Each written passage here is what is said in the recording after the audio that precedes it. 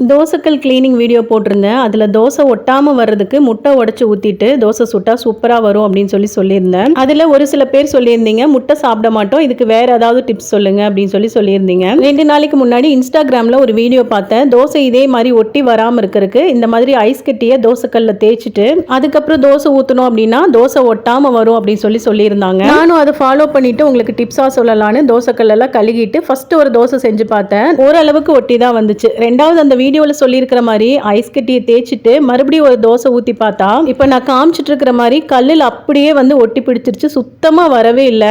திருப்பியும் தோசை கல்லெல்லாம் நல்லா கழுகிட்டு முட்டை இந்த மாதிரி கல் ஃபுல்லாக ஸ்ப்ரெட் பண்ணி விட்டுட்டு அதுக்கப்புறம் எப்பவும் போல் என்னோட ஸ்டைலில் தோசை ஊற்றினேன். தோசை சூப்பராகவே வந்துச்சு. ஐஸ் கட்டி டிப்ஸை யாராவது ட்ரை பண்ணணும் அப்படின்னு நினச்சிருந்தீங்கன்னா தயவு செய்து ட்ரை பண்ணாதீங்க. மாவு எண்ணெய் எல்லாமே வேஸ்ட்டு. அது போக கல்லில் நல்லா ஒட்டி பிடிச்சிருச்சு, சுத்தமாக வரவே இல்லை. இப்போ முட்டையெல்லாம் உடச்சி ஊற்றிட்டு திருப்பியும் தோசை செஞ்சேன். சூப்பராகவே தோசை வந்திருக்கு பாருங்க. அப்படி உங்களுக்கு முட்டை பிடிக்காது, முட்டை சாப்பிட மாட்டீங்க அப்படின்னா வெங்காயத்தை நல்லா பொடி பொடியாக கட் பண்ணிட்டு எண்ணெய் ஊற்றி நல்லா ஃப்ரை பண்ணிட்டு அதுக்கப்புறமா தோசை செய்யுங்க, சூப்பராகவே தோசை வரும். அப்புறம் அந்த வீடியோவில் இன்ஸ்டாகிராமில் நிறைய பேர் சொல்லியிருந்தீங்க இனிமேல் இந்த கல்லில் தோசையே வராது அப்படின்னு. இந்த கழுகுன அதே கல்லு தான் இது. அந்த கல்லில் தான் இப்போ நான் தோசை செஞ்சுட்டு இருக்கேன். 1 இல்லை 2 இல்லை 100 தோசை வேணாலும் செஞ்சு காமிக்க நான் தயார். அதை பார்க்கறதுக்கு நீங்கள் தயாரானு கமெண்ட்ல சொல்லுங்க. இல்லை இதையும் உருட்டுன்னு சொன்னீங்கன்னா நான் இதுக்கு மேலே எதுவுமே பண்ண முடியாது. தேங்க்யூ.